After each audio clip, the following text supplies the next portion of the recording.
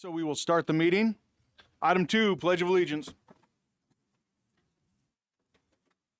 I pledge allegiance to the flag of the United States of America and to the republic for which it stands, one nation, under God, indivisible, with liberty and justice for all.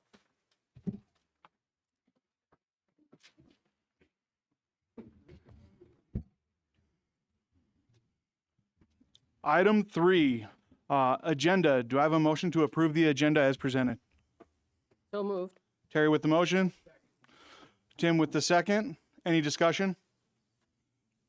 All those in favor say aye. Aye. Opposed, same sign. Motion carries. Item 4, consent agenda. Do I have a motion to approve the consent agenda in its entirety? Or do we want to pull something out? So moved as presented. So Terry with the motion, I'll second. Aaron with the second. I will abstain from this. Any discussion on item 4, consent agenda? Any specific items or general items?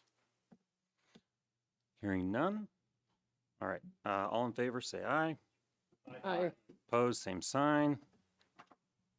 Motion passes.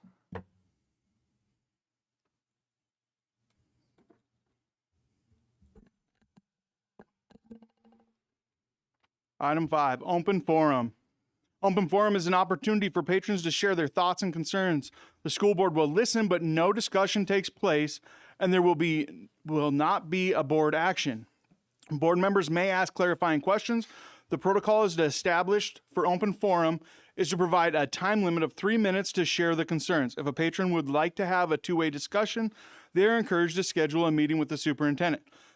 Appropriate and respectful public decorum is expected. Any complaints about school employees should refer to the school board policy KL, complaint against school employee.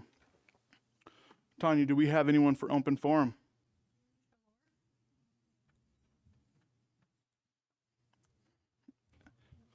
And when your time's up, there will be an alarm that goes off on my computer. So, first of all, thank you all for everything you're doing as I am a teacher here.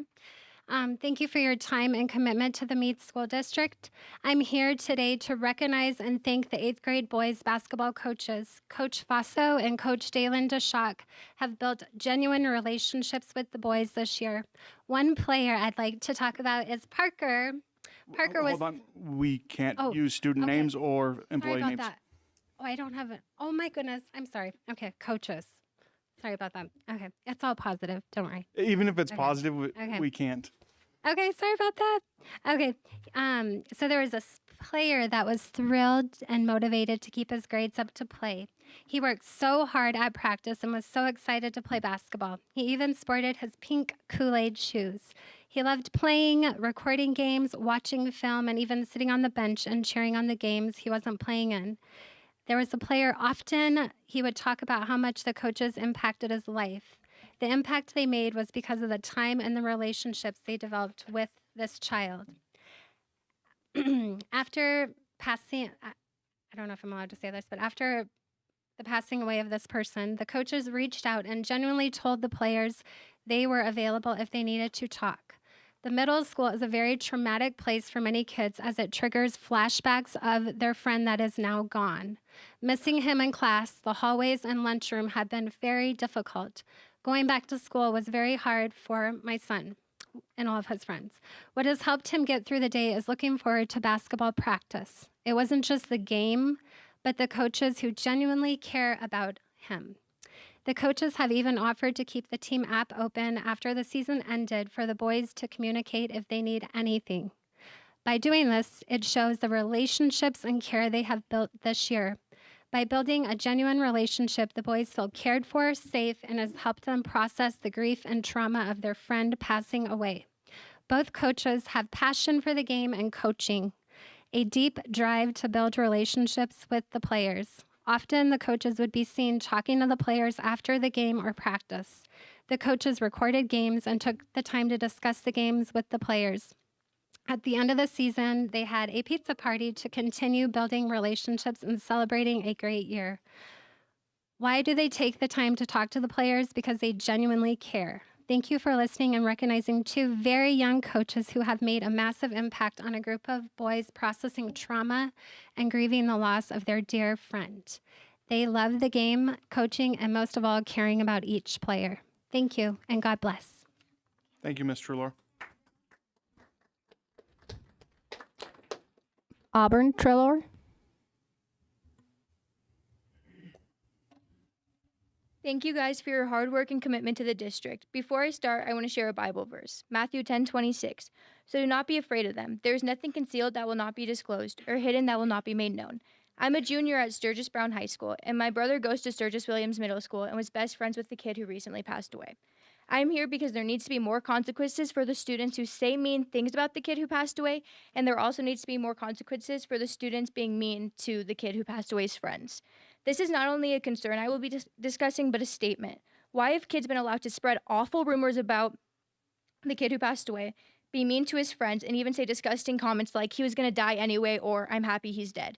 Imagine if the kid who passed away was still here and heard all of this stuff being said about him. Think about that for a second. All the hurt that he would feel just for school administration to brush it off. Of course, the responsible way to address this problem is go to school administration.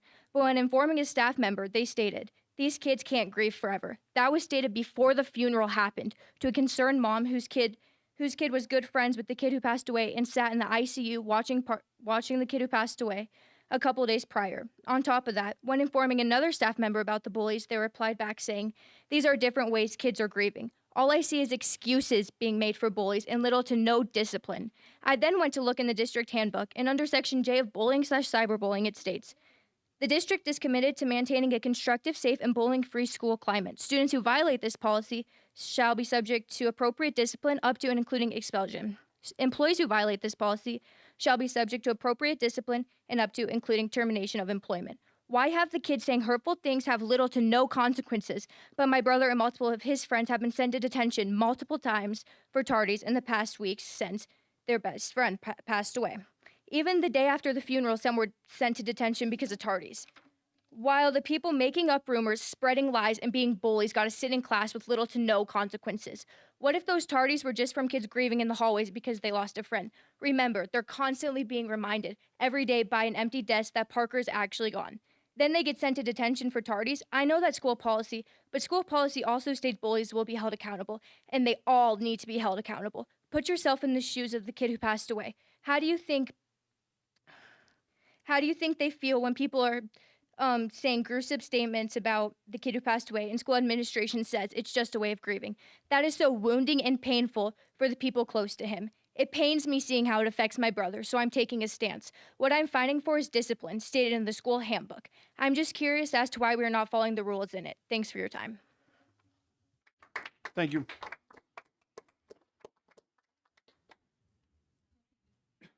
Jesse Beeson.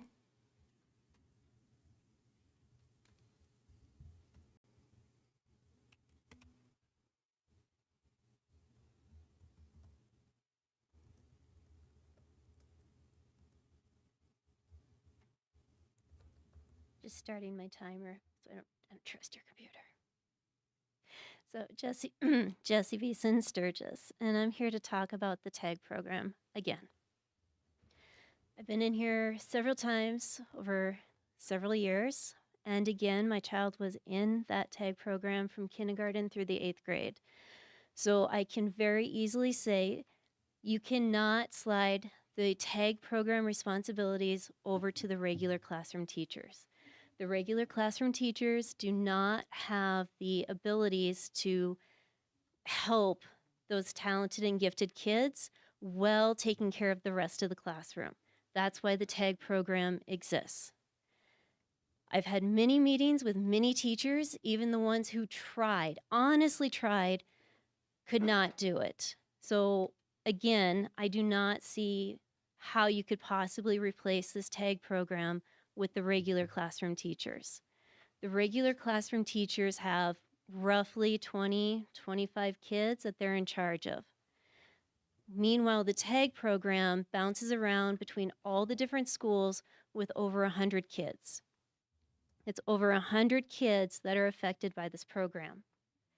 And it's over 100 kids who are looking for that safe place to go where there are other kids on that same intellectual level as them.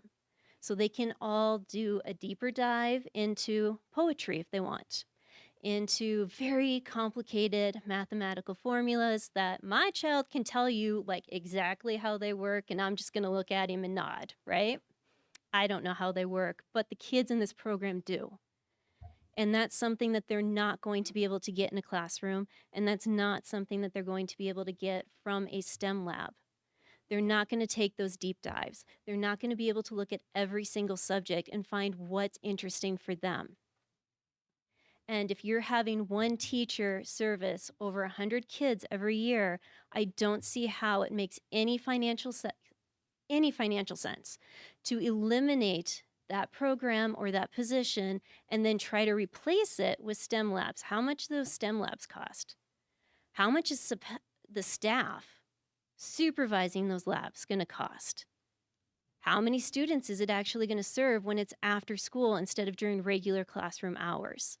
Because not everybody can show up after school. They either already have commitments or their parents have transportation issues, and those kids can't stay after school. There's a lot of different things to consider here, and you're talking about affecting over 100 students every year with just that one position versus how many STEM labs? You gonna put one at every school? Because I don't see that as being cost efficient at all. So, thank you.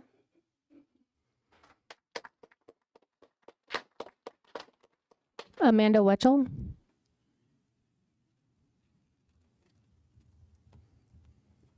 Hi there. I drank a lot of coffee right before this, so I could get this out in 3 minutes. So if it's really fast, I'm sorry. My name is Amanda Welchel. I am writing to express my gratitude and support of the TAG program implemented in our school district and to advocate for its continuance. My son, I don't know if I can say his name, is academically gifted primarily in math, a genetic trait of unknown origins, because they certainly didn't get it from me. The TAG program in our school has enhanced his cognitive strengths and given him a higher level of confidence. Both my husband and I were in Sturgis for all of the 13 years. We're both athletes, not scholars. Doors were opened at the collegiate level for our abilities in sports. We found our confidence through our performances on the court and on the track. The school system hired coaches to develop our strengths in sports, and we excelled.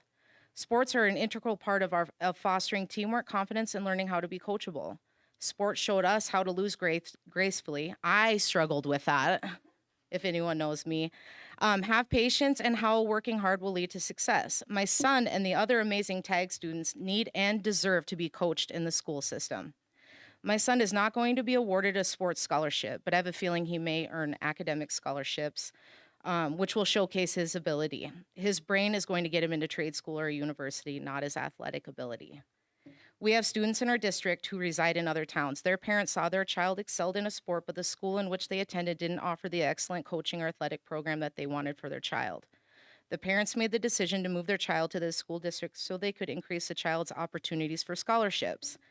TAG is a program that our district's gifted students need and deserve. There are incredibly successful sports programs that are successful because the district has placed a high value on their continued success, as the district should. These programs bring in area students and increase our enrollment. Allow the same opportunities for our non-athletic students. As parents, we all value our children to be the best versions of themselves. This takes parenting, dedicated teachers, and academic coaching. Removing the TAG program is detrimental to these kids. In a sports practice, not a general gym class setting, a coach develops the skills of the players in a smaller setting. The smaller group of students begin to work with others who share their desire to learn and develop the sport. Together, they work to make each other better. Surrounding themselves with others who are of the same level makes all of them better. There's a saying that iron strengthens iron. Students and athletes only get better when they're challenged by those with equal or stronger attributes. My child and other TAG kids won't likely be pictured in the newspaper like their athletic friends will be, but these kids will all go on to do amazing things outside of the gym and the track. They may not be the first ones picked for a team in PE, but they will be the first ones picked in a math class when the teacher says they can work with partners. I didn't know that my son was gifted. I just knew he asked questions I couldn't answer and recited facts about war history. He watches science experiments on the internet instead of TikTok. You guys, the stuff he looks up, that you'd be so proud. as parents, I want Camden to be in sports to learn empathy and compassion. We Time's want. up. Sorry. Dang it. Okay. Thank you. You Did guys. Joel approve this message of his kid not being athletic? He's going to be devastated when he finds out. Tammy Voigt. Hi, I am here in my capacity as a speech and debate coach, just to brag about my kids for a minute. I wanted to thank you for your support and the community's support of our program. We recently qualified 4 kids to the national tournament in Richmond, Virginia, 3 of whom are here tonight. If you guys want to stand up, yep. Thank you. And we are fundraising for that trip as we speak. So, we're very excited. Also, state was phenomenal. I do not know if I will ever see another state like this as a coach. There are 6 events at state. Our kids brought home 4 state titles of those 6 events. Yeah. And one of them, if you want to stand up here, 2 in both LD debate and international extemp. In extemp, you get a current event question, and then you have 30 minutes to prep a 5 to 7 minute speech with no notes. Okay. And then we have another young man here who is qualified in domestic extemp and the state champ in domestic extemp. So another pretty impressive. He'll be going to the national tournament for the 2nd time in a row, and this young man will be going to the national tournament for the 3rd time in a row. And there are not a lot of kids who get to go to the national tournament even 1 time, let alone 2 or 3 times.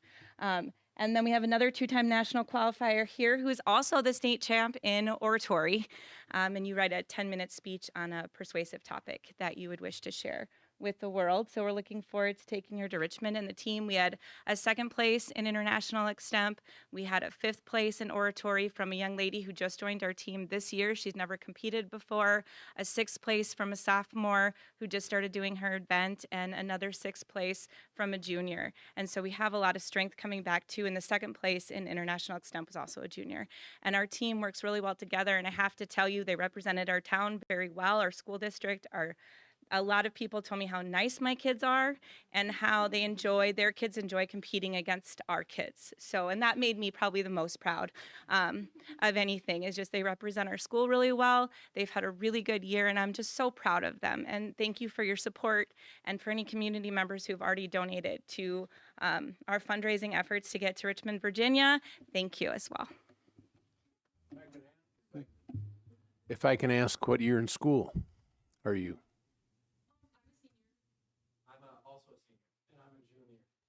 Thank you very much.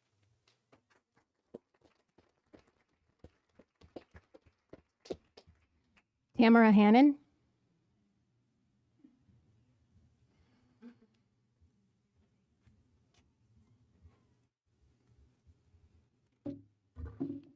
Hi, sorry.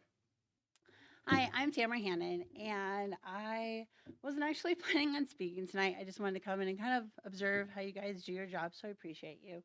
I did want to comment one thing really quick. I see that we're doing a playground, and that excites me so much. I love playgrounds. I actually used to work in the private sector, had a playground donated to my private preschool that I was a director of. And I wanted to know if you guys had done any research on federal grants for the playground. Because if you haven't, I have a huge resource, lots and lots of money. There's actually some that go right through from South Dakota. The South Dakota grant coordinator is named Carrie Richards. And I have her phone number and her email if you guys were interested. She can help you find federal grants, ones that I made through South Dakota. Some of the South Dakota ones are, let's see, I know Kaboom, Home Depot Foundation, Beyond Idea grant offered via South Dakota Community Foundation. And some of the federal ones there's some organizations out there that will help you. So Grounds for Play is one that will help you find different federal programming for that. LittleTykesCommercial.com will do that as well. bciburke.com, peacefulplaygrounds.com. They actually have, just now I was looking, 42 different grants that are federal that will help pay partial or full for playgrounds. And if you go through, there's a company that I used called American Parks Company, and they offer 60% off playgrounds for schools. So that would reduce your price even more. And they just do that because they're a United States company. So if you need any other resources, this is a really neat, there's so many options and offers things out there. I'll contact you and see, make sure. Fantastic. Cross-reference the ones we. Great. Wonderful. Thank you.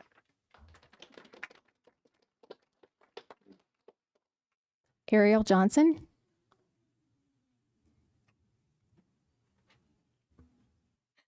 Hi, my name is Ariel Johnson, and I'm the parent of an 8th grader at the middle school. I'm here today to speak about how our children have been supported, or more accurately, not supported after the tragic loss of their friend.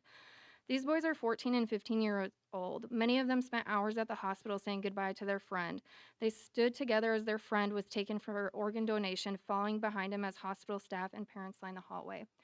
As adults, many of us have never experienced something like that. Imagine processing that at 14 years old. Our kids spent 2 days in limbo waiting for the organ donation, then another week waiting for the visitation and funeral. They had not even had closure yet, and they were already being told that studies say we need to return to normal after a few days. But grief doesn't work on a schedule, especially for children. Many of these boys are sitting in classrooms every day that they once shared with their friend.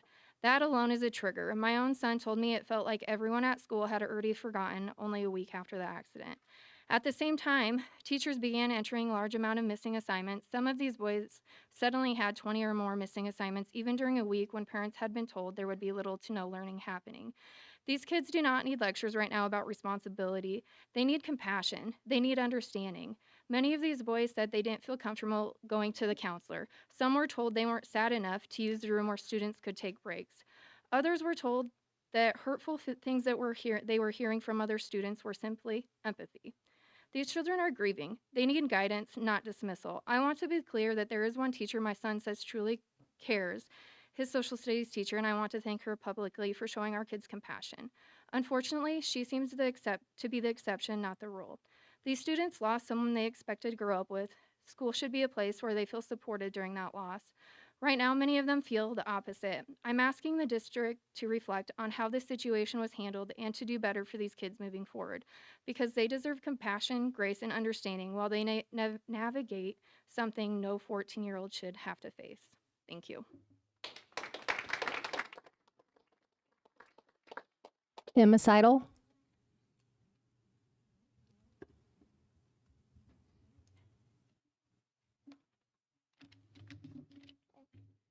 My name is Emma Seidel. I am a student in the TAG program, and I want you to know how much it means to me. I get to go to TAG once a week on Fridays to be with other people that think like me and work on problems that actually challenge me. I wish that I could go more often, but Miss Sandus has to travel to a lot of different schools and help a lot of different students. I have also been able to make new friends through the program. The program is valuable because it challenges kids that need to be challenged. Our teacher, Miss Sandus, is so kind and helpful. I know that she's retiring at the end of the year, but I hope that another teacher like Miss Sandus will come along and help other younger kids learn and grow the way that Miss Sandus helped me. Thank you. Madeline Seidel. Hello there, my name is Madeline Seidel. I am a 4th grade student at Piedmont Elementary. I am in TAG, and I just came here from basketball practice and took time out of my day to come speak about TAG because that's how much I like TAG. I think that if we have TAG as an after-school program, it'll be hard for me and other students to get to TAG because I might have to choose between my basketball team and TAG. And TAG is one of my favorite things to do in the day. So I forgot what I was going to say. I'm sorry.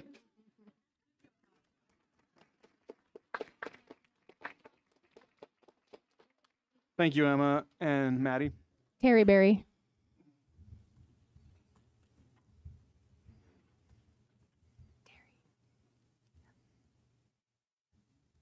actually have several things that I wanted to comment on or have questions about, but I will just start with the playground.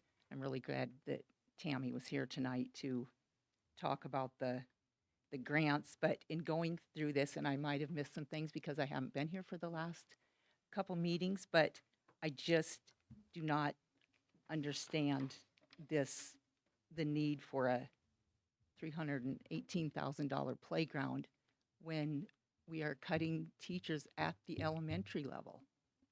And one thing that really stood out to me when I went through this was the over $62,000 for installation by a certified playground safety inspector.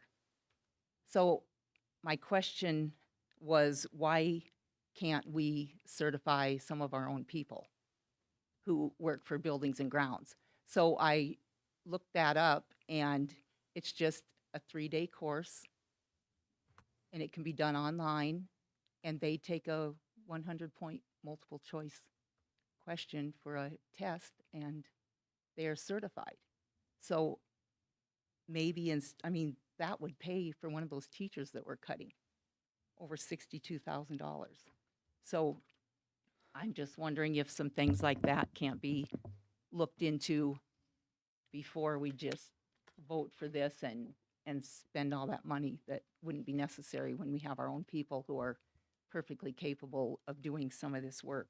There's another installation for the turf for $56,000 in there, and I don't know if that does not say that has to be a certified person to do that.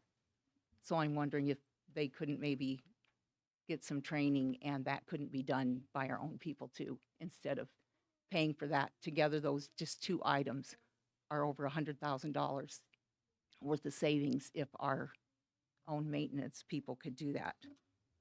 I also wanted to talk about the cutting of the teaching positions at Sturgis Elementary and Piedmont Valley Elementary, and I understand there are set to cut 2 full-time teaching positions at each place, which is going to stack more kids in the classrooms, and that I feel should be as a teacher, our absolute last thing that we should be cutting would be the elementary teachers, because I know this was brought up earlier too about the Spanish teacher at the middle school, at Stage Barn Middle School, and they apparently can't cut that because of the scheduling.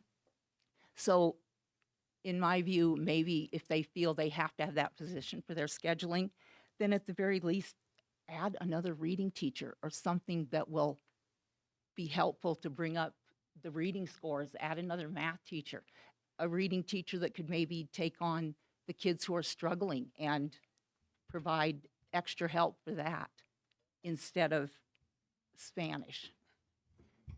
Time's up. Thank you, Ms. Berry. Thank you. Sally Jo Michelson Cooper. Hi, I am Sally Jo Michelson Cooper. We have classroom size over 20 in many Meade County classrooms.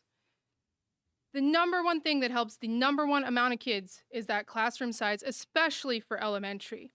While we have this problem, we're cutting teachers, we're cutting grades, we're cutting schools. And we're doing this, and at the same time, we're replacing playgrounds and stadiums.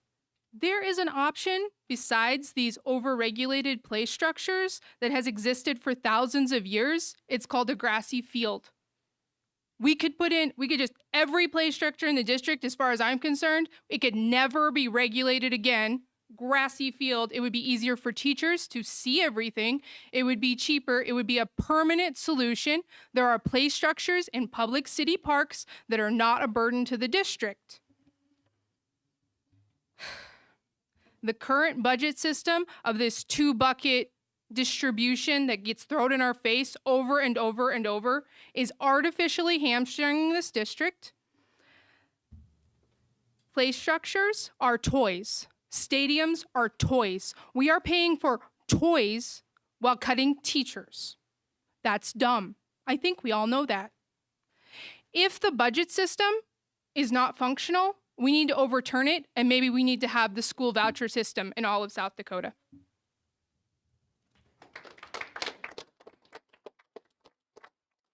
Amber Christians? Oh, okay. Jason? No? Okay. That's okay. That's all then.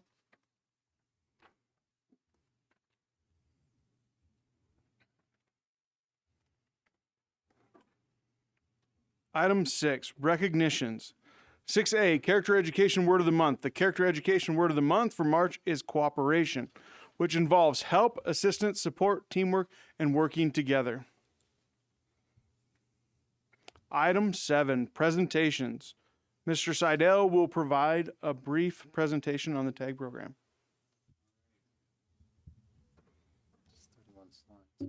Good evening, everybody. My name is Matt Seidel. I'm a TAG parent. I've been in the school district for 12 years. 12 years. And I have 4 kiddos in the TAG program. You've met Madeline and Emma. My oldest son, Cole, graduated from the TAG program. He's now a sophomore. And my youngest, Brennan, just got started in the TAG program. He is a kindergartner. So it's really neat to see a kindergartner get excited about school, especially about TAG. We asked him, hey, how was your day today? You had TAG, and his eyes light up. And he says, I got to meet with my friend Ezra, and we worked on some special work. That's pretty exciting to see from a kindergartner. So that's why I'm here. So I wanted to thank you all for, I know I've sent you a lot of information. It's pretty dense. That's why I wanted to at least be able to talk with you. This is a little different than the open forum. We can ask each other questions. If I wanted to kind of make this conversational. I don't want to just talk at you. If you have questions on anything I sent you, I'd love to go over it.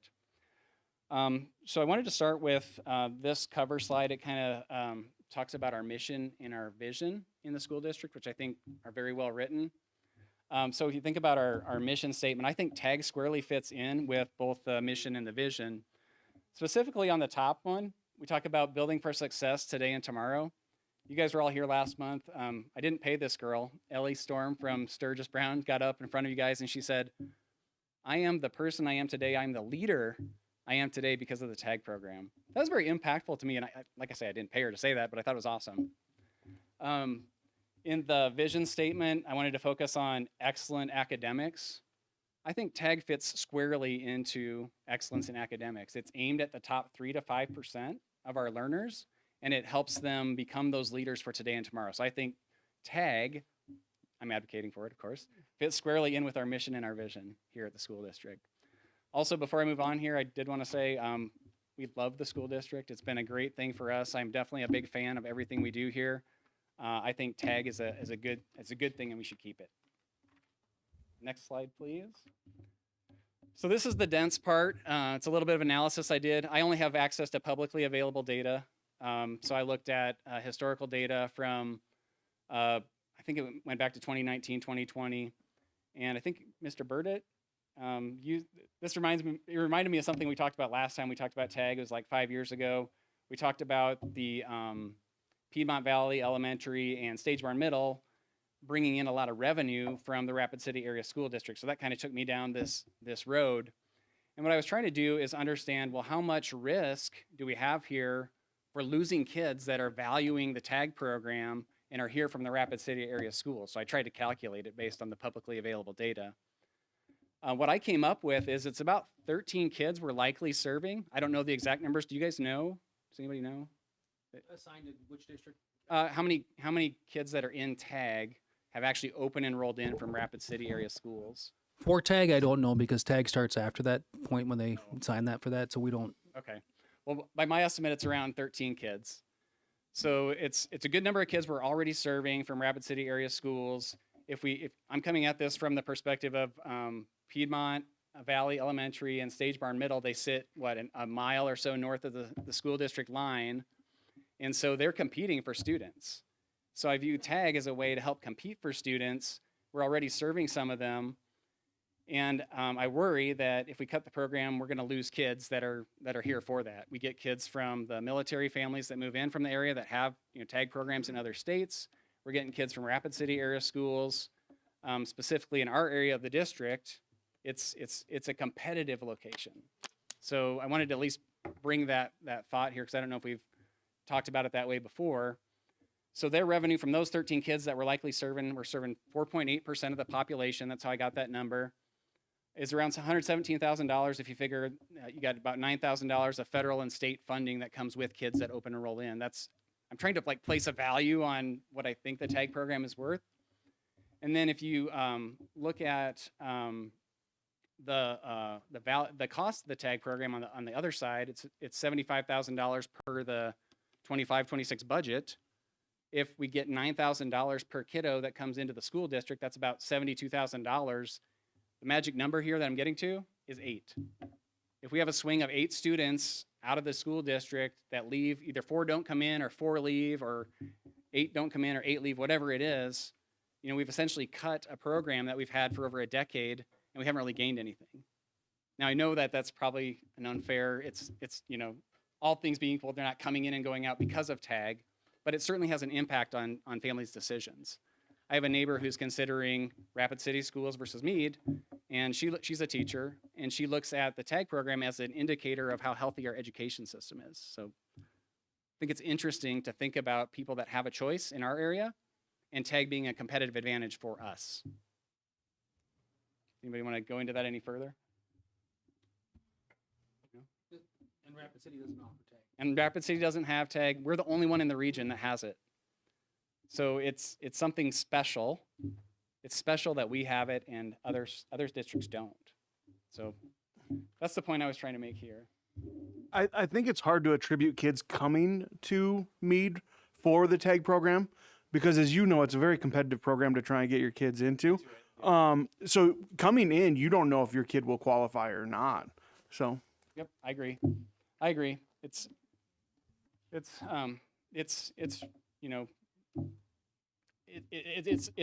publicly available data. So the other point I would make is that we could do more analysis on this if we wanted to.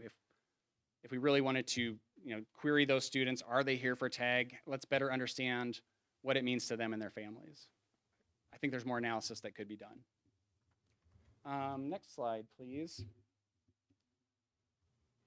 So here, what I was trying to talk about was that black box essentially represents how long our current TAG program leader has been here, Mrs. Sandness, since 2014, and she's been with the district over 12 years.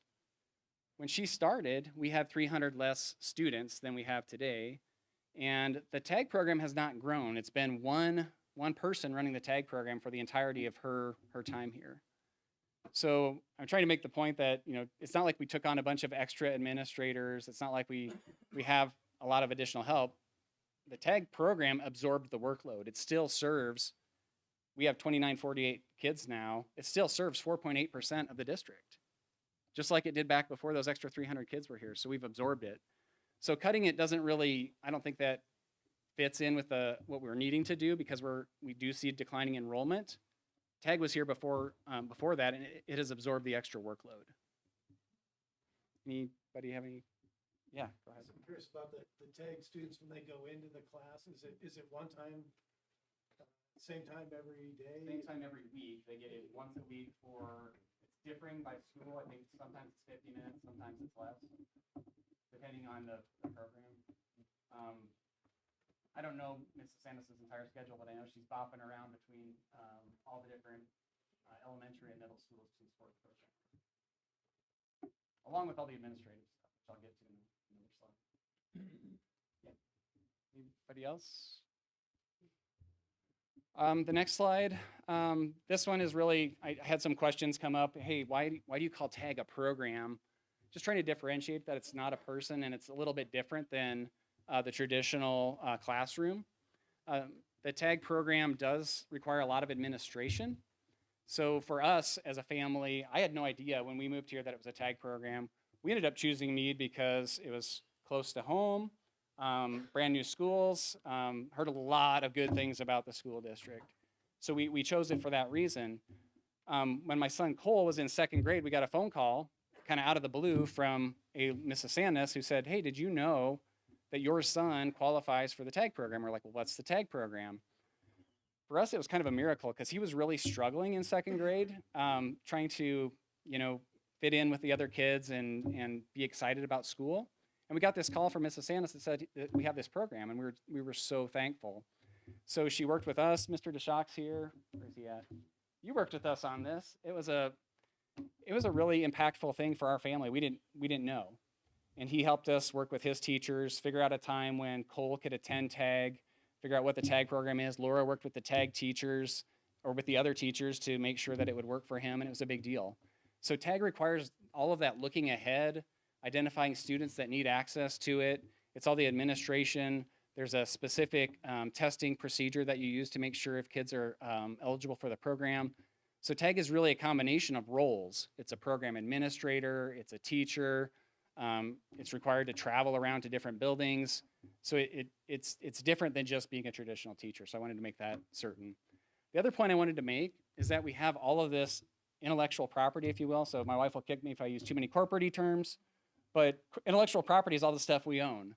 We have over 200 TAG lessons in this school district. We have 10 plus years of experience running a TAG program. We have a definitive testing methodology that we can use. Again, this is all stuff we already have. We don't have to go buy any of this stuff. It's in the district. It's something that, again, sets us apart from other districts. We have it. So that's what to me being a program means, is all the things we have to do and all the stuff we have to generate a successful program. Any questions on that? So TAG's a program. That was my punchline there. Next one here. So this is efficient and effective. I picked this picture for a very specific reason, not just because it's my daughter Madeline's 4th grade class. This group of kids is a cohort. They get to meet with each other once a week for an hour. These are their peers. They come together and they get to do extra, did you hear me? They get to do extra work. They love this. They love getting to do this extra work, take on these additional assignments, do things that stretch their brains. This specific picture is about the Noetic math contest that they do every year. Kids get excited to take a math test. Yeah, they get excited to take a math test. So it's just an example of what the TAG program offers, how it's differentiated, how it helps our top 3 to 5% of our learners become those future leaders that we want them to be. Another slide here. So of course, as you might have guessed, my recommendation, our recommendation, TAG folks' recommendation, we don't want you to cut the TAG program. We think it's fantastic. We think it's a differentiator for the school district. We don't really have a plan for serving these 143 kids that are impacted by the cut. We think it's highly efficient and effective. It's not super expensive. It's equivalent to the revenue of 8 kids coming into the district. We're doing it very efficiently and effectively. Last slide here. These are some quotes from my presentation. I'm not going to read all those to you. I got Ellie's in the middle there. What I wanted to leave you with is I feel like there's still a number of unanswered questions. I've been trying to talk to everybody as I went through this analysis. I feel like I can be a bridge. I can talk to teachers. I can talk to students. I can talk to you guys. I don't know if I said thank you to you two. Probably didn't. I have like badgered these guys for the last month, and they've been, but they're very knowledgeable, and they've provided a ton of information to me. They've expanded my view of how I think about the TAG program. So I really appreciate that. School board members really appreciate you guys being up here and doing the work that you do and reading all the letters and all the information about TAG. If there's anything additional questions or information you guys want me to chase down, I'd be happy to. I feel like there are some unanswered things around, normally if you're going to cut a program, you're going to survey all of your constituents, the students, the teachers, really understand the value of the program. If you want me to chase some of that stuff down, I'd be happy to. I feel like there's more work we could do to really evaluate this. But from all of my research, I think it's competitive. It gives us a competitive advantage. It's very highly valuable. You've heard from the kiddos, you've heard from the teachers and the parents. We love the program. We think it's a differentiator for us. So I'll stop there. Any final questions for me? I just have one more here. Sure. When you said the TAG program already has stuff, how much stuff? Can we put a dollar sign on that? A value of it? Value on it? So if we stopped using That curriculum? So I don't know. I'm probably not the right person to answer the value on it. That's something we can chase down. To me, it's over 10 years of curricula building for grades K through 8 to find enough lessons to fill 9 grades times however many. 35 weeks. 35 weeks, yeah. So there's a lot of lessons that are built that we don't have to, go refine and rethought. So yeah, there is a value to it, but I'm not the right person. Numbers guys over here, they could probably put a number on it, or do the research and put a number on it. It's worth money. It's valuable, and it's something only we have. Rapid City doesn't have it. We're the only ones. So I like to keep that lens on it.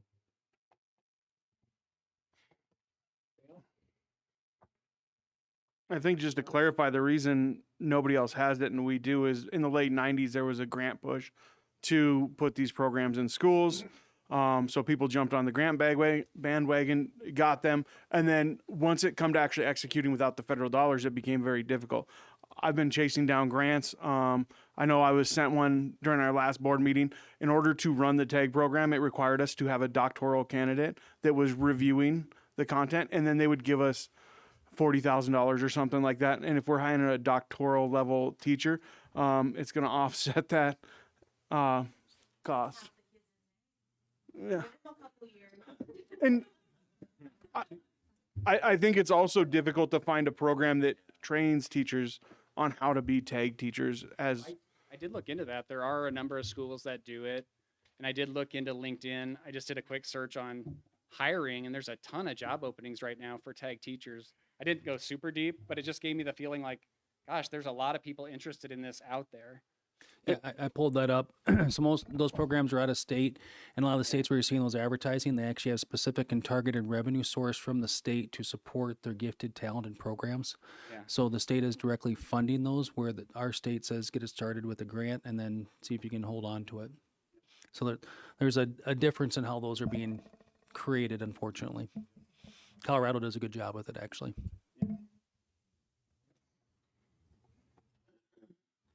Any other follow-up questions?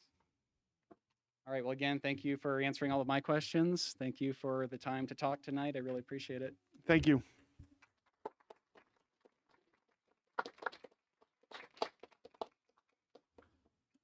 Item 8, action items. 8A, reduction of 1 FTE administrative position.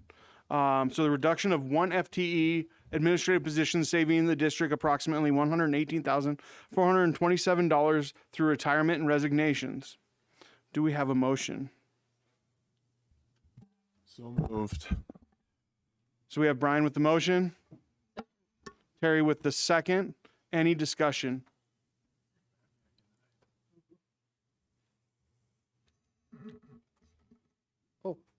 I was going to say something, not necessarily about the position, but I wanted just to comment on the fact that the next several motions that we have to make, I don't like any of them. I don't like having to cut our budget the way we do. We would not be in this particular position if we had more support from our legislatures and our governor, who seems to think we can run on no money that he wants to give. Or they want to give property tax relief, which I'm all for, but they've thrown K-12 public education to the back burner. And I believe K-12 education is the most important thing for all our students in this state. It's the foundation for everything else that they do. So, as many times as I may make the motion, second the motion, doesn't mean I like the motion. But based on what's happening today, we have to do something to keep the district solvent. And to give you guys a little insight into that, our surrounding states fund, the closest one to us is over 20% higher on a per student allocation. So currently South Dakota funds all of its students at $600 million to the K-12 system. You would have to increase that number by $255 million to reach the state that is the closest to us in funding student learning.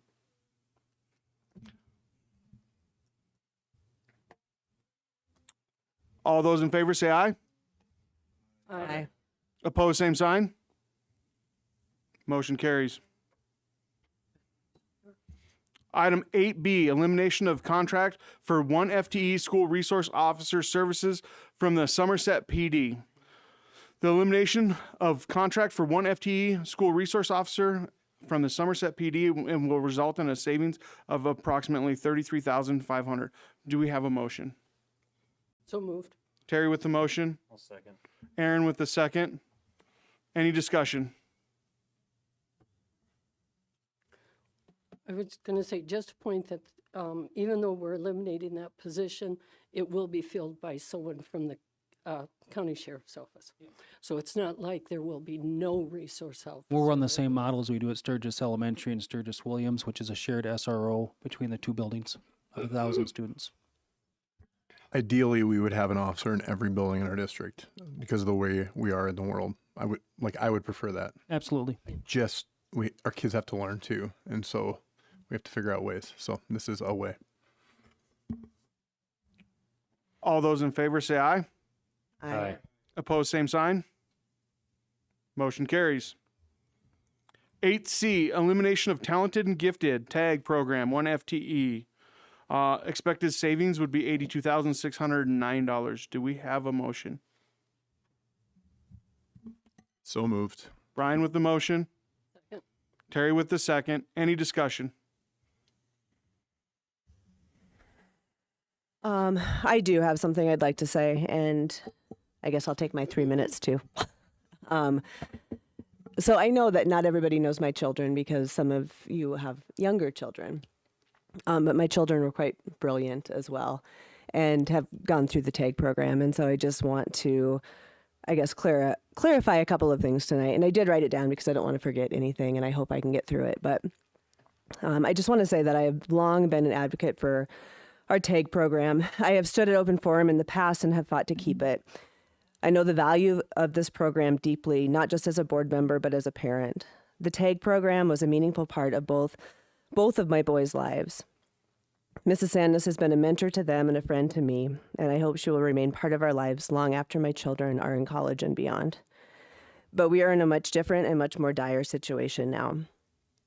Throughout these difficult deficit correction decisions, I have tried to hold to one guiding principle: do everything we can to avoid increasing class sizes. And unfortunately, not eliminating this program right now would lead to even more increased class sizes. I cannot in good conscience do that, nor can I vote to close an entire school and then vote to keep a program, even though I want to. I believe strongly in allowing Mrs. Sandus and advocates for the TAG program to speak. I believe in honoring Mrs. Sandus and thanking her for her years of service to this program, to our students, and to this district. And while I believe those things, I can still acknowledge that we lack the funding to support the program and so many other things at this time. Over the past several months, I have responded to many emails about TAG. I hope I have made it clear that I understand its value and that I have searched, truly searched for alternatives, and others have done the same. While many suggestions have been offered with sincere passion, most were not feasible and none would have impacted fewer students, fewer teachers, or class sizes. I appreciate everyone's advocacy for keeping this program, but we also have to recognize that every alternative cut affects someone else in this community, families just like yours and mine, who would come to this microphone and plead with us to keep what matters to them and tell us that they'll leave if it is cut. That is the reality that we are facing. I have been honest and transparent with Mrs. Sandus in our many conversations about this as well. And another concern I have voiced is hiring a new TAG teacher only to put them and our students through the same uncertainty again next year, because this is not a one-year problem. We have already seen how this year of limbo has affected both students and staff, and I don't want to continue that cycle. You can be angry with me, I understand that, and I am sad and disappointed to be in this position as well. But I was elected to make difficult decisions for the benefit of all students in our large and diverse district, and that is what I'm trying to do tonight. I am voting for these corrections, as Terry mentioned too, because as bad as they are, I truly believe that the subsequent list will be worse.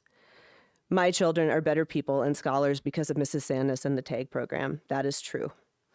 I can also say that my children are better people and scholars because of Mrs. Monahan and Mrs. Hederman and Mrs. Oviatt and Mrs. Dirksen and Mr. Cass and Mrs. Kamak and Mrs. Hartwig and Mr. Johnson and Mrs. Kaufman and Mrs. Buckles and Mrs. Voigt and Mrs. Wheaton and Mrs. Holzbauer and Mr. Miller and so many other teachers.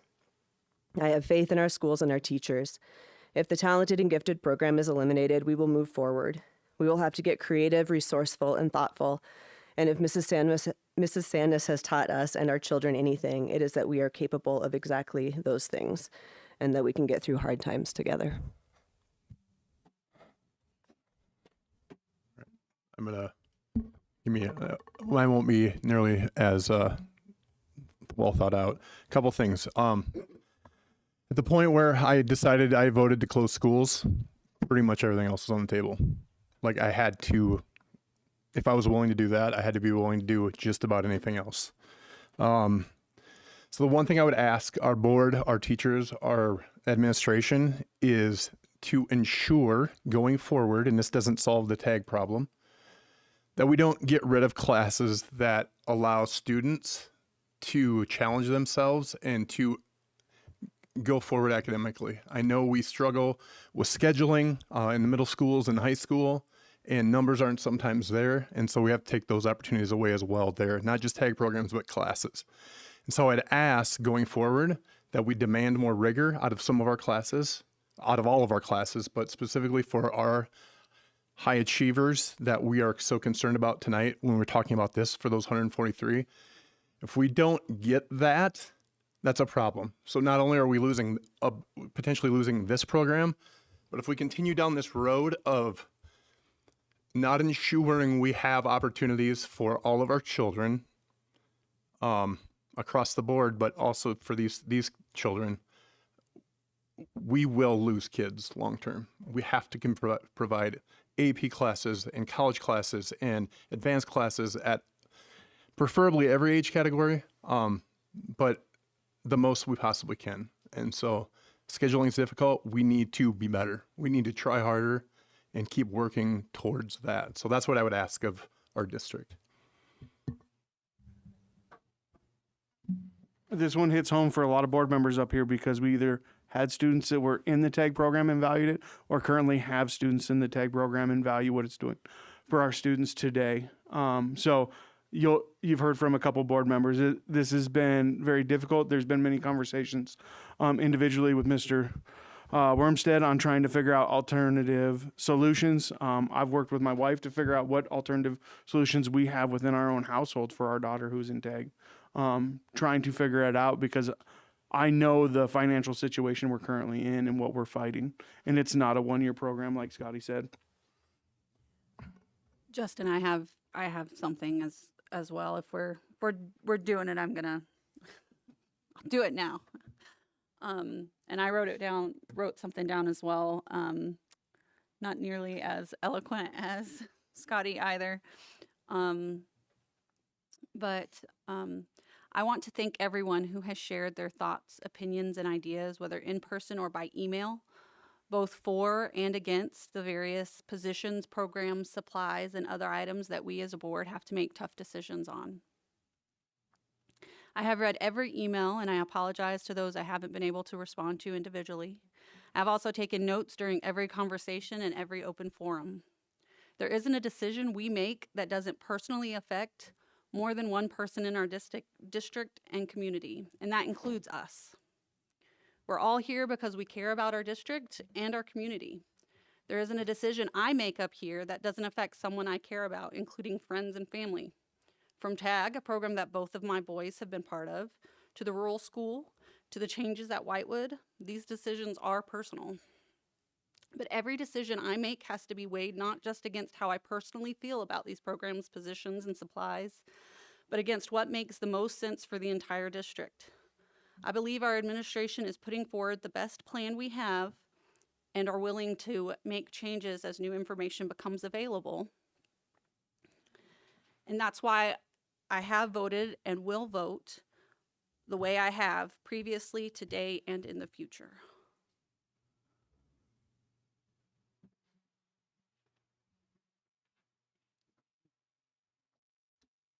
All those in favor say aye. Aye. Aye. Opposed, same sign. Motion carries. 8D, reduction of 1 FTE of the Sturgis Brown High School math teacher. Do we have a motion? So moved. Scotty with the motion, Megan with the second. Any discussion?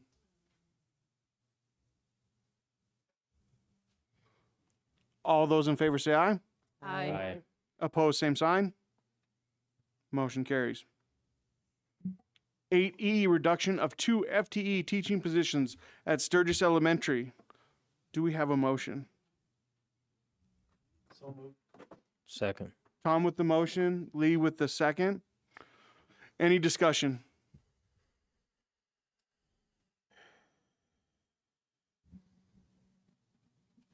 All those in favor say aye. Aye. Opposed, same sign. Motion carries. 8F, reduction of 2 FTE teaching positions at Piedmont Valley Elementary. Do we have a motion? So moved. Aaron with the motion, Second. Brian with the second. Any discussion?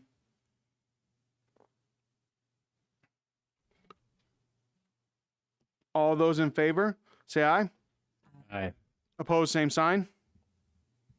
Motion carries. 8G, reduction of 3/10 FTE rural music teacher. Do we have a motion? So moved. Second. Brian with the motion, Terry with the second. Any discussion?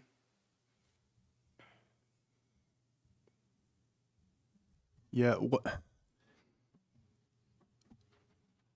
Just so for my clarity, the service in the rural schools for music will be very similar to what it is right now. We have correct? 0.5 FTE signed, and we have actually interviewed and we're waiting to assign that position to somebody. Okay. This again is through a retirement, so.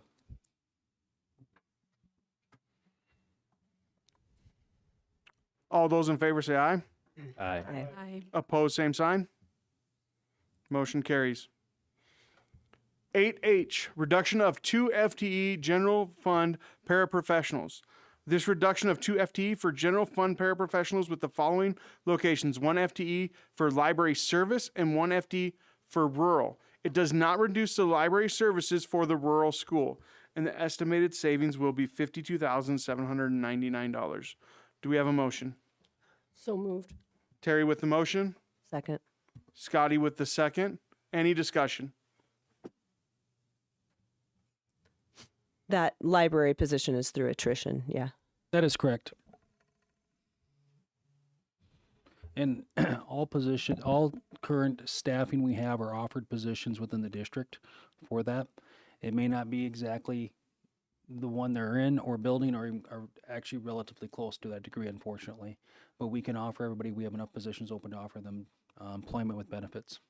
And it retains library services for all of the schools that we already All have schools it in, not continue just library yeah. services. We may have to get a sub for half days for certain times when the librarian can't be stationed at a building, so we'll have to do that, but the library will remain open and all places will have their library services.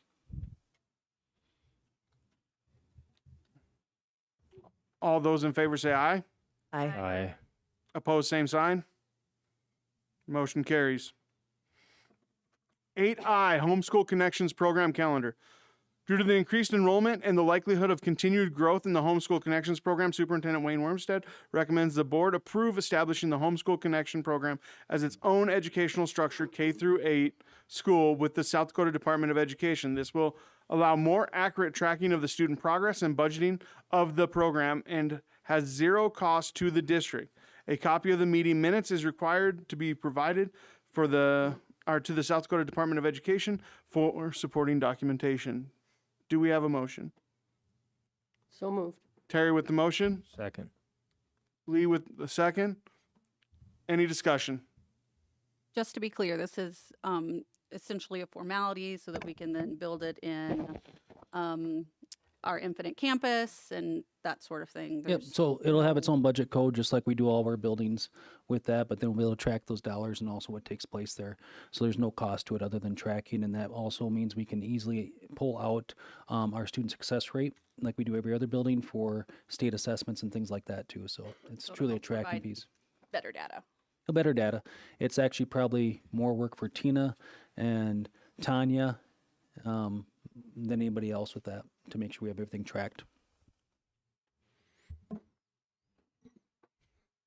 All those in favor say aye. Aye. Opposed, same sign.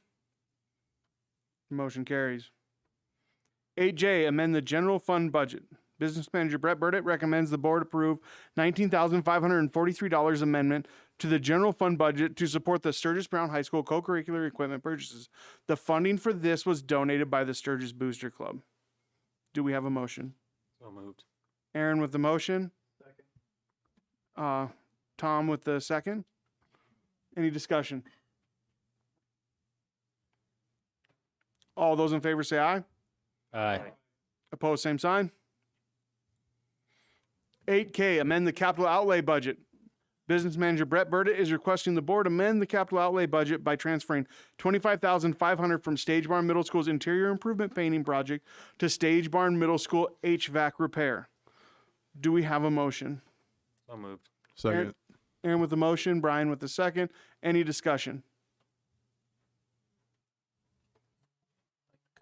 This really isn't increasing the budget. This is moving money from one approved expenditure to another. All those in favor say aye. Aye. Opposed, same sign. Motion carries. 8L, Sturgis Williams Middle School and Williams Administrative Building Electrical System Upgrade Agreement. Business Manager Brett Burdett is requesting the board to approval of the professional services agreement with Skyline Engineering Incorporated for the electrical upgrades at Sturgis Williams Middle School and the Williams Administrative Building. Do I have a motion? So moved. Brian with the motion. Tim with the second. Any discussion? Is this the upgrades that for the insurance reasons?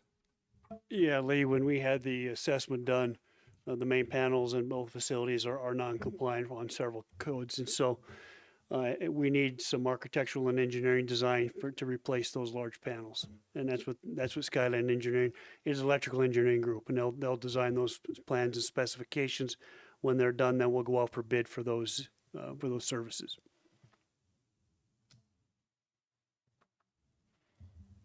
All those in favor say aye. Aye. Opposed, same sign. Motion carries. 8M, amend the capital outlay budget.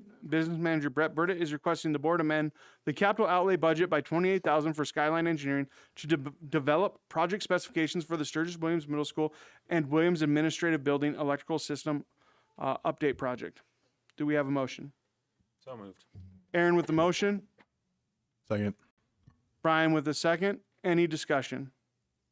So we're just basically the motion to fund what we just approved. All those in favor say aye. Aye. Opposed, same sign. Motion carries. 8N, approve Magnetic Literacy K4 grade ELA curriculum. Magnetic Literacy is a comprehensive structured literacy program grounded in the science of reading. It provides explicit, systematic instruction in foundational reading skills and supports all learners, including struggling readers.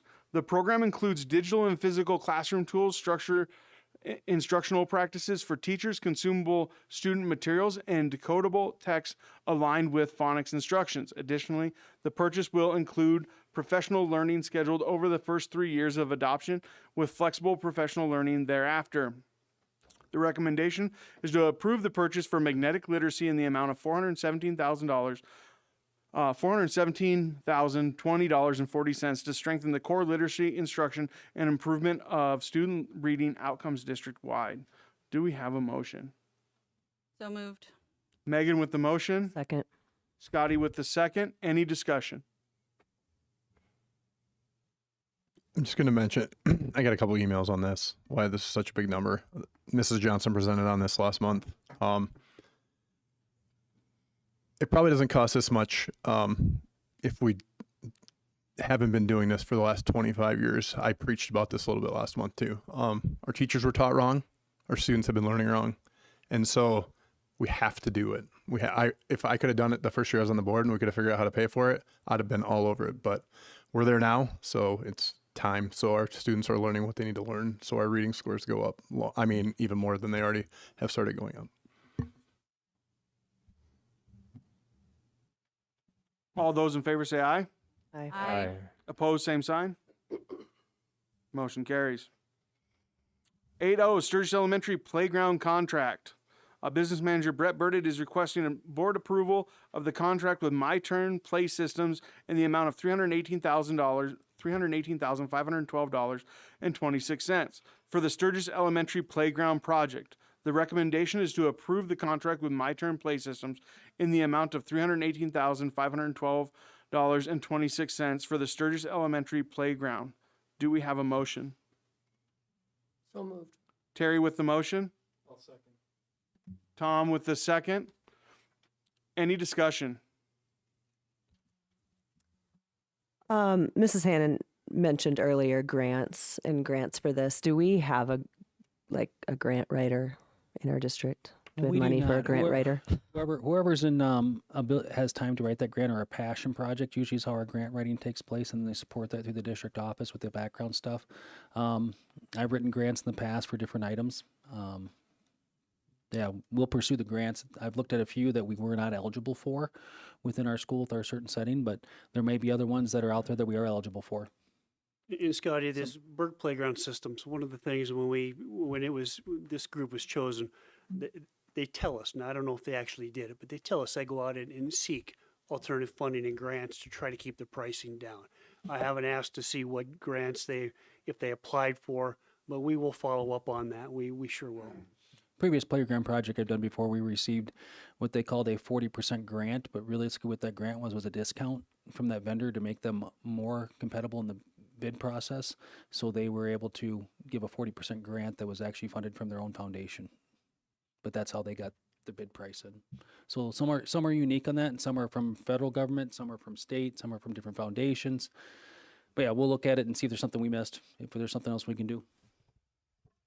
What's the deadline on this? As far as, Really, the deadline is locking in pricing and start getting equipment orderly. Yep. And so, obviously, there's always sales pressure. And so we've been working this. We've had this quote initially issued in November. We're out in front of the committee, the Buildings and Grounds Committee, every month.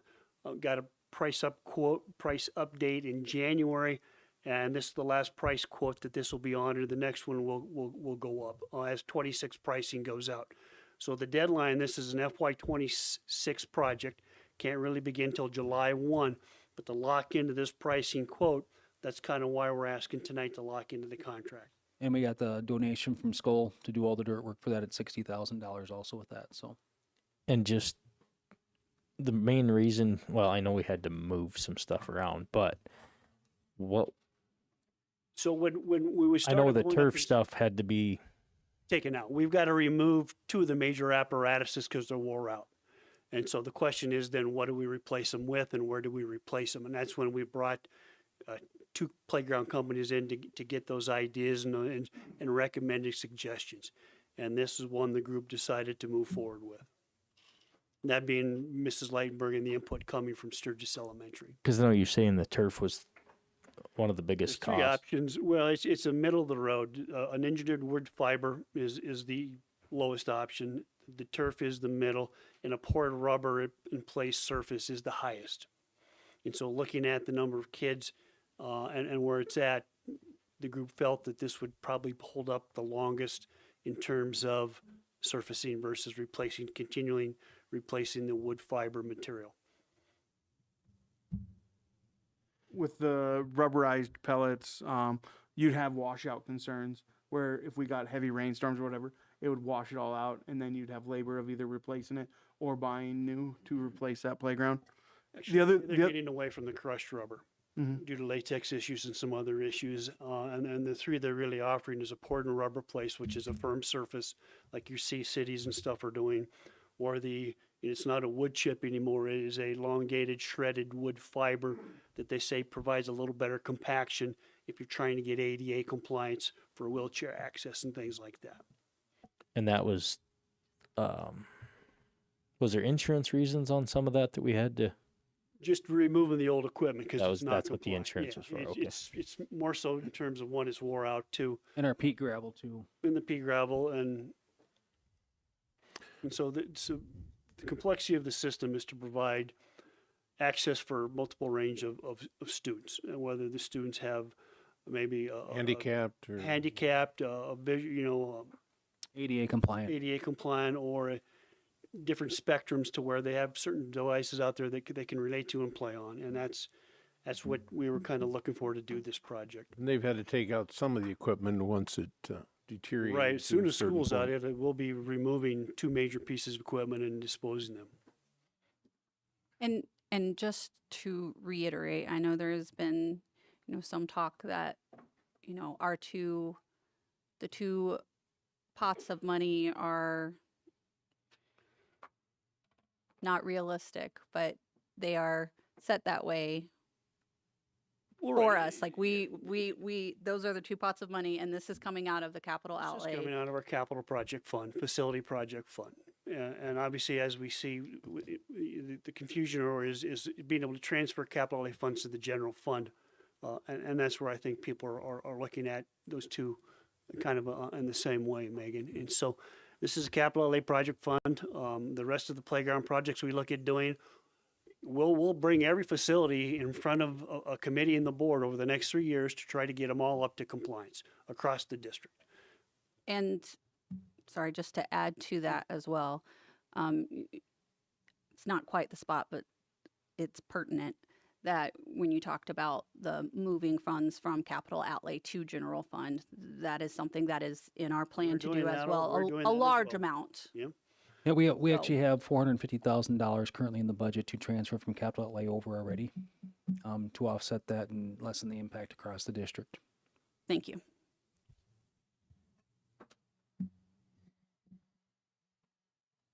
All those in favor say aye. Aye. Opposed, same sign. Motion carries. 8P, Sturgis Williams Middle School student lockers.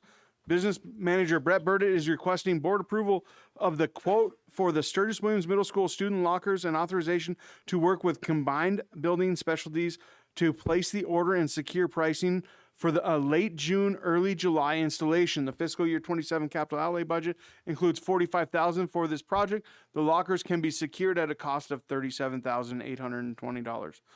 Do we have a motion? So moved. Terry with the motion. Tom with the second. Any discussion?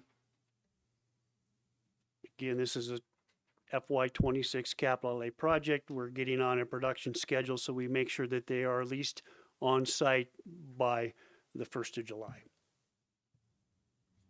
Our crew will do the dismantling and the removal of the old section, and then Combined Building will come in and assemble and install the new section.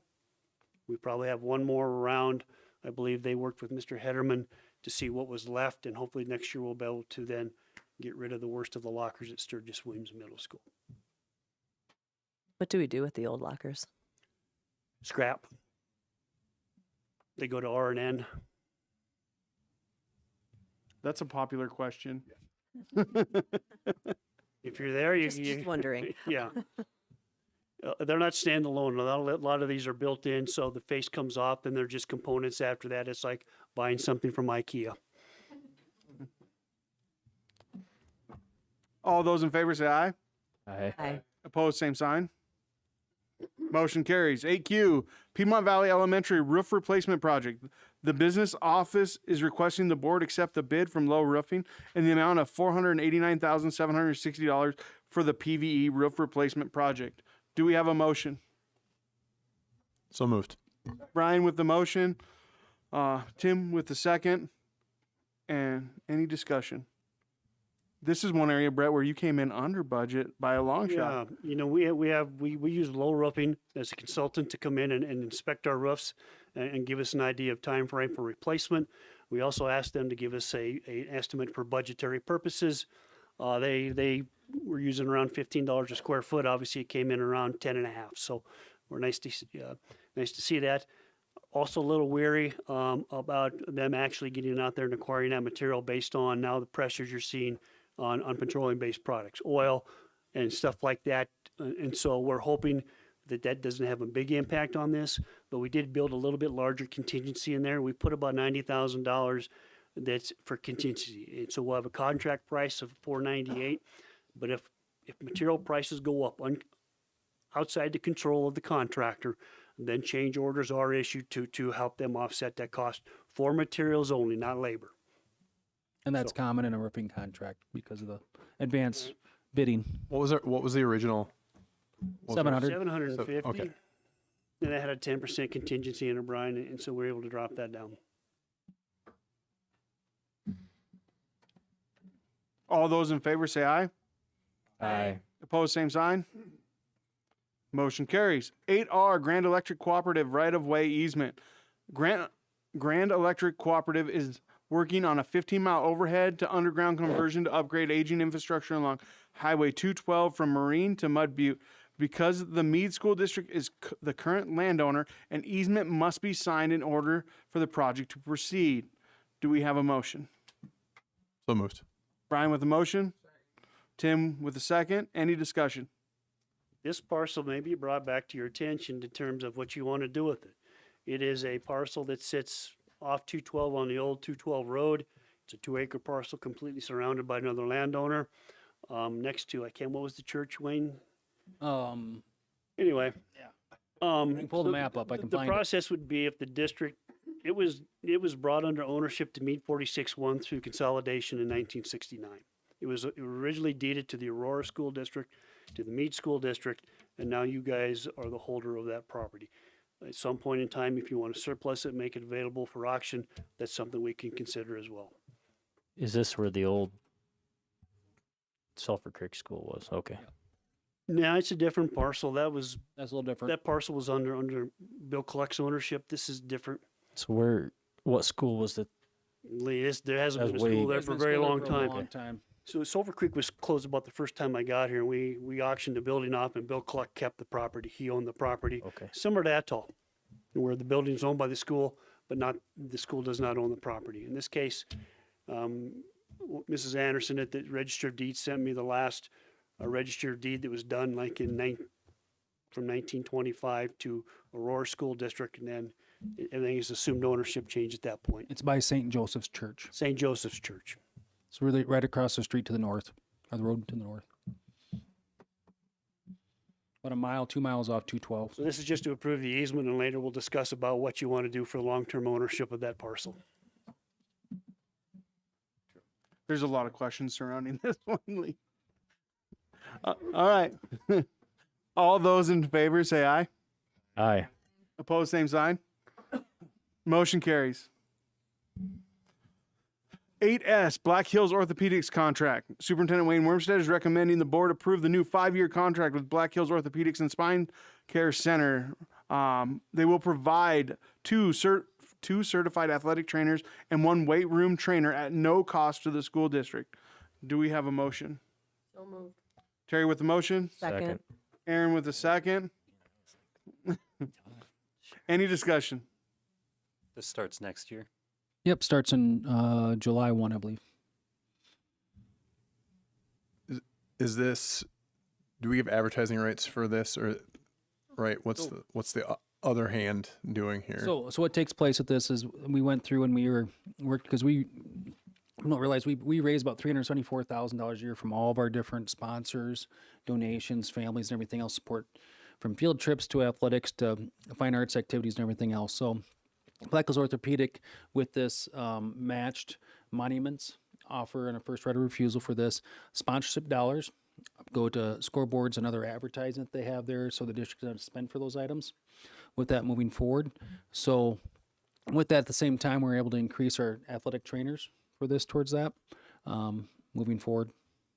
It's significant, and we did get an approved list of other medical providers from chiropractors, dentists, and everything else that Black Hills Ortho and Sanford, because Black Hills Ortho is working with Sanford now for a lot of stuff with that moving into. So we have our list of people that source all of our booster clubs, wrestling teams, fine arts. If you look for something to do an advertisement, you won't be in violation of the contract for sole medical provider with that. So that's probably what took the longest on the backside.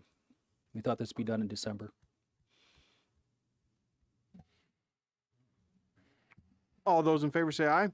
Aye. Opposed, same sign. Motion carries. 8T, Mammoth Sport Construction Turf Field Maintenance Agreement. Business Manager Brett Burdett is requesting the board approve of the annual field maintenance agreement with Mammoth Sport Construction. This agreement will begin 1 year after the substantial completion and will remain in effect for 8 years. Do we have a motion? So moved. Brian with the motion, Second. Terry with the second. Any discussion? Mr. Jetty, we'll be working with our users of that facility to help us defray any cost that this maintenance agreement. And so whether it be youth football or whatever, we will try to get enough outside money that this will cost the district very little out of pocket. We just talked about this building crews and ground meeting, and this is something we talked about. This is basically our warranty, right, for the first 8 years, with them to come in and service this. And some of us thought this was done already, but we obviously have not voted on it as a board. So that's why I think it's back tonight. Yep. All those in favor say aye. Aye. Aye. Opposed, same sign. Motion carries. 8U, Central Meade County Community Center contract. The district received the 26-27 contract agreement between Meade 46-1 and the Central Meade County Community Center. There is no change in terms of the contract. Do we have a motion? So moved. Second. Megan with the motion, Lee with the second. Any discussion? Did we last year? Was it when we added a few days to that? 2 years? Or 2 or 3 years ago. Okay. And it's been good. 2 3 years, yeah. I mean, as far as the numbers, it's been Been worked. good, and if we've ever gone over, we've just allowed to go over that at that same rate. It's been a good partnership. Yeah, we'll continue to provide cleaning supplies every yearly, just like we just keep rolling that over. All those in favor say aye. Aye. Opposed, same sign. Motion carries. 8V, amend Harlow's bus contract. Superintendent Wayne Wormstead is requesting the board approve the contract amendment with Harlow's bus service and approve to negotiate future route adjustments. Under the proposed amendment, service routes R3, R5, R7 will be permanently removed from the existing contract and no longer be serviced by Harlow's for the remainder of the 25-26 school year starting March 1st, 2026. Do we have a motion? So moved. Aaron with the Second. motion, Second. Tim with the second. Any discussion? Today, we moved 2 more routes over to to Dakota Bus from Harlow's with that. And my phone's been going off that whistle. That's the bus manager. We're trying to figure out what our routes will be tomorrow and how many routes we'll be running. Well, that's yeah, we're Wayne and I are both We're live with Dakota Bus right now.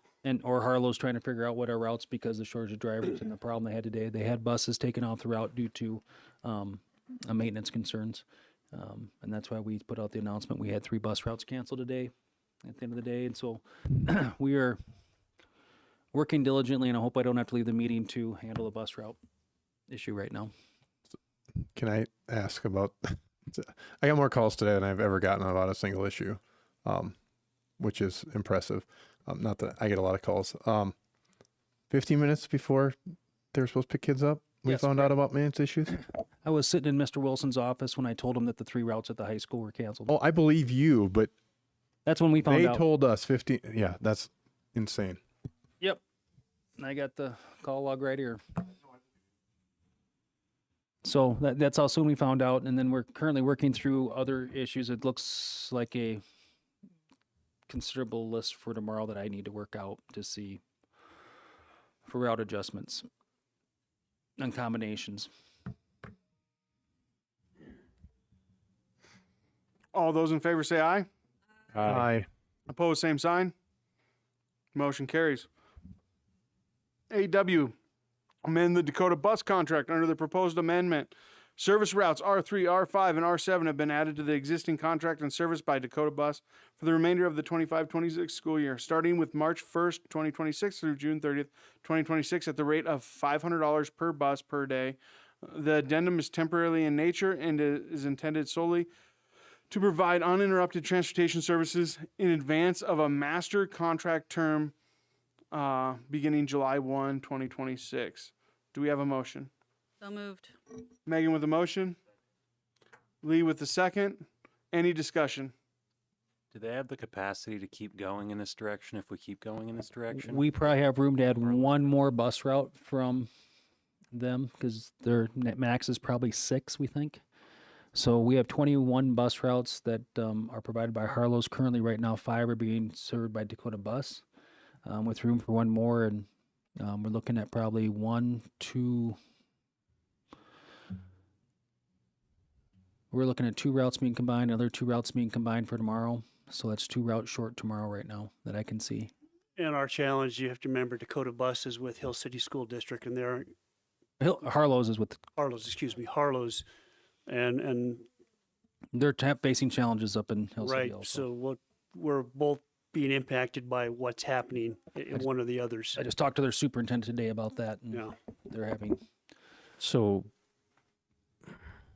going forward, do they compensate our cost? We are tracking the routes and the miles to make sure we don't get charged for any of that. Is it? And I've pulled the contract about 10 minutes before this and laid it on my computer so I can read it tonight to see if we have any recourse. I was just curious because I know we avoided a breach of contract deal before, but pretty quick we got to do something. Currently, that's my reading tonight. Oh, okay. Yeah. Next So step. ultimately, the money's spent, right? Preferably we get kids to school. But Number one issue is trying to get all of our kids to school and provide that service. But I'm looking at what the cost difference is and what's taking place here now to see if we have to engage our attorney. Thank you. All in favor say aye. Aye. Opposed, same sign. Motion carries. 8X, schedule a special school board meeting, study session, and work retreat. A special school board meeting, study session, and work retreat is scheduled for Monday, March 30th, 2026. The board will review district goals and pillars. Also, you probably have a closed session. We'll be getting close to our executive session. Can we get into discussion first? Oh, sorry. Yeah. Can I get a motion here? I'm just on a roll right now trying to get this done. Aaron with the motion, Brian with the second. All right, Wayne, let's go. Other items you'll probably see on that is going to be, legislative session will be done. We'll be looking at our insurance rate increases, negotiations, items like that as a wrap up for those items. As other items on there for sure.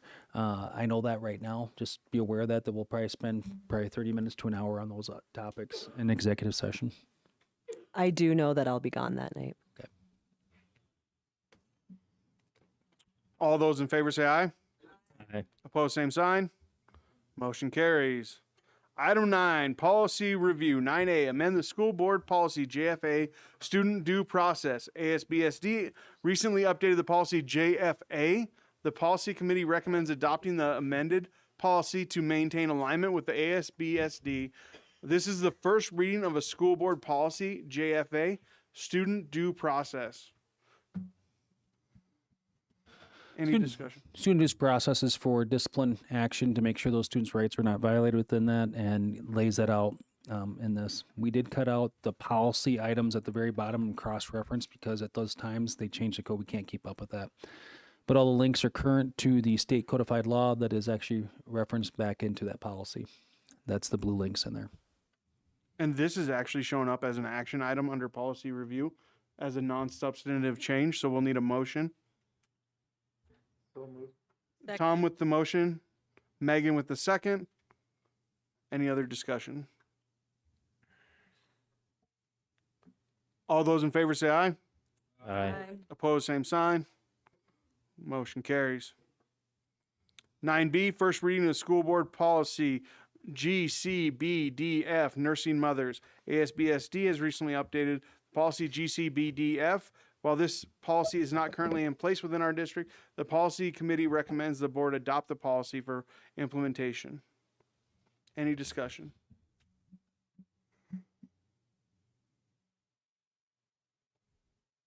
So first reading, this is put us in compliance with federal law. We are following federal law, but it puts our policy clearly in hand for all of our staff to understand what that takes place. Simple as that. So we'll put through the 3 readings. Item 10, discussion items. 10A, Board of Equalization. The third Monday of March is the time of year when local communities review the Board of Equalization. Any contested property assignments, the following board members will represent the school district. Terry Kuntz for Sturgis Board of Equalization, Aaron Odegaard for Piedmont Board of Equalization, Tim Omdahl for Somerset Board of Equalization, and Tom Schneller for Whitewood Board of Equalization. The schedules are as follows. City of Sturgis on 3/16 at 5:30 at the City Hall. Somerset 3/16 at 6 o'clock at the City Hall. Piedmont 3/16 at 6:30 at City Hall. And Whitewood will be 3/16 at 5:15 at the City Hall. So if you have any questions about expectations at those meetings or what those look like, please reach out to Mr. Wormstead or myself. 10B, bus route change requests.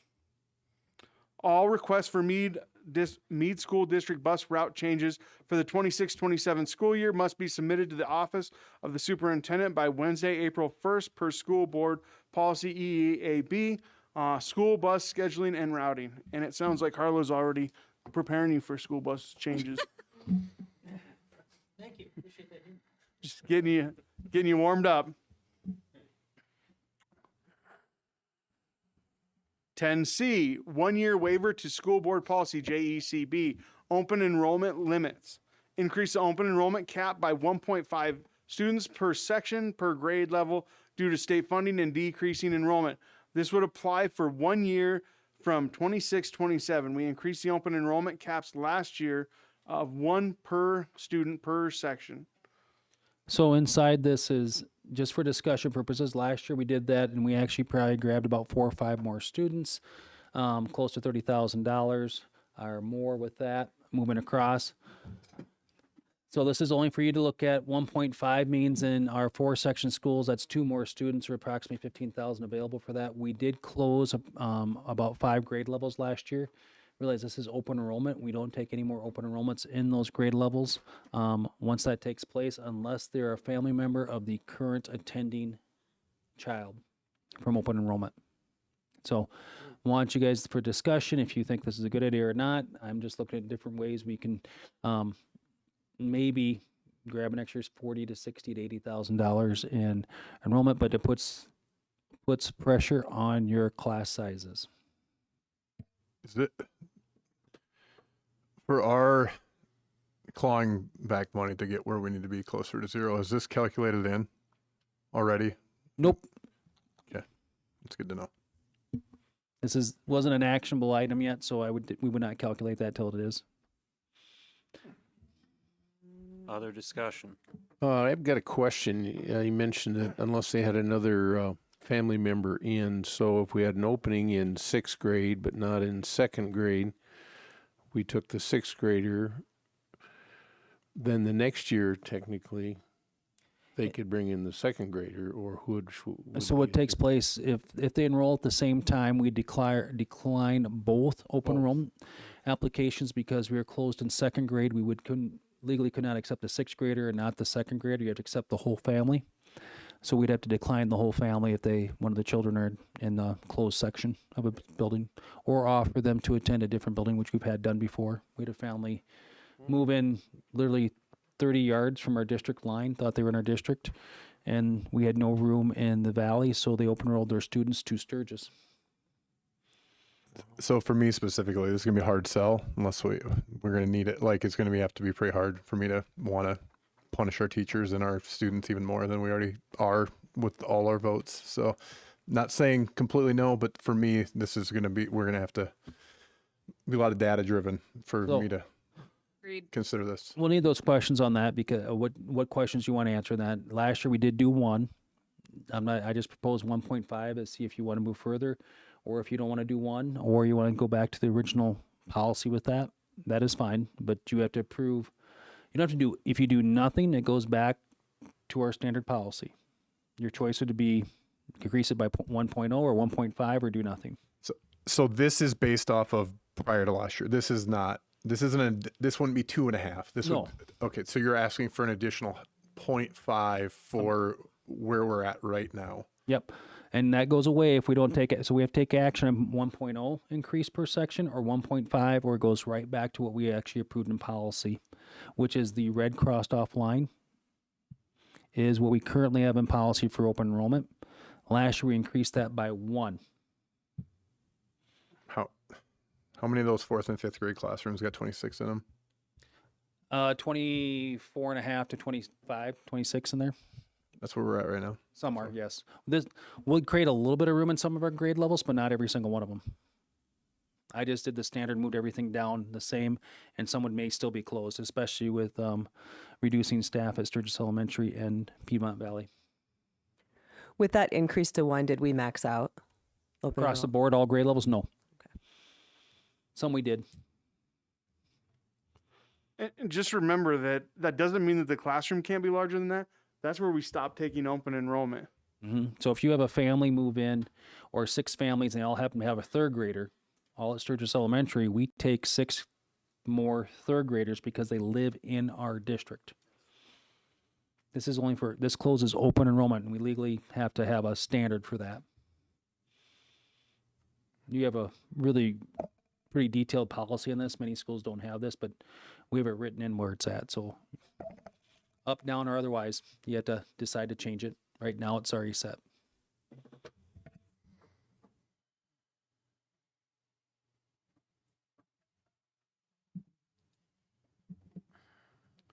$10D, rural reorganization. There's been a request from the rural residents to look at reorganization of some portion of Meade 46-1 with Faith 46-2. Recently, Mr. Burdett and I met with, that'd be Mr. Wormstead, with Faith superintendent and business manager. All 4 agreed that we need a better understanding from the Department of Revenue of how the calculations of valuations and the state growth model affect both school districts. We are meeting with the Department of Revenue in early April to walk through how reorganization would affect valuations and future taxes for both districts. This meeting will give information for both boards to review and discuss feasibility. When we met, we basically came back to we can't really move past anything till we know exactly what the valuation impact, which the valuation impact, we have to go back to 2016 to start that process to look at the change from 3% plus growth rate and how it would affect each parcel of land through that process if it was exchanged through a reorganization for that, which plan has to be approved by both boards, approved by the state, and then approved by voters. So there's a lot of steps, but if the numbers don't make sense for either Faith or Meade 46-1 for some reason, it's tough to start the rest of the work. If the board chooses to move forward and the Faith board would choose to move forward, this is the first major hurdle to see if the numbers look okay. Because you're not going to do something that's going to be detrimental to Faith. You're not going to do something that's going to be detrimental to Meade 46-1. That's it. Just want to make sure Faith will have the same conversation like this at their board meeting. They have the same information coming up. 10E, Sturgis Brown High School Hayne lease agreement. Business manager Brett Burdett is in communications to extend the Hayne lease with Nick Uherka for additional 1-year term.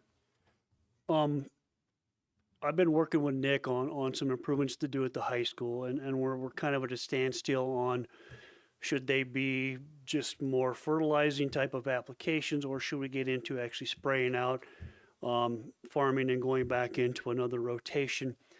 I've also brought Chris Grubel. Chris's family has the grazing lease at Sturgis Brown High School, and he would be interested, if Nick isn't, in terms of potentially doing the work of spraying, farming, and potentially haying in exchange for the district, whatever he would use in equipment rates and labor, to credit him back in grazing in his 2 years at Brown High School, to where there would be just, he would say, my equipment rates or X amount per hour to spray.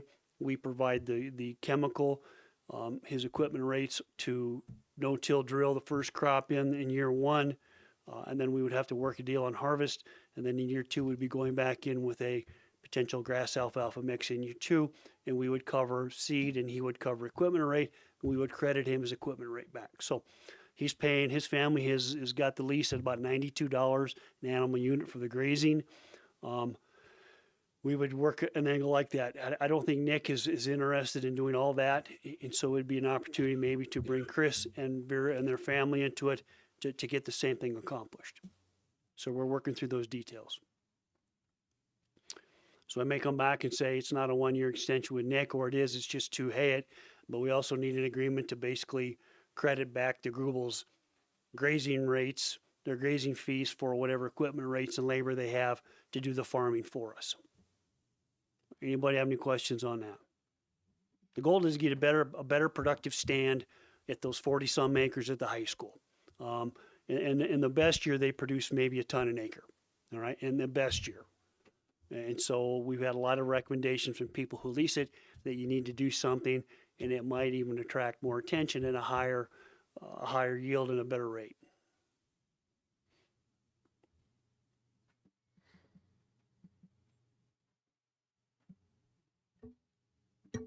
11A, administrators reports. Board reports are enclosed in the board packet for you guys to review. Do any administrators want to come up and speak? Beth's over there smiling and waving. I think that means I'm coming up. Item 11B, board member reports. The first attachment is the stoplight report. If you'll bring that up, Tanya.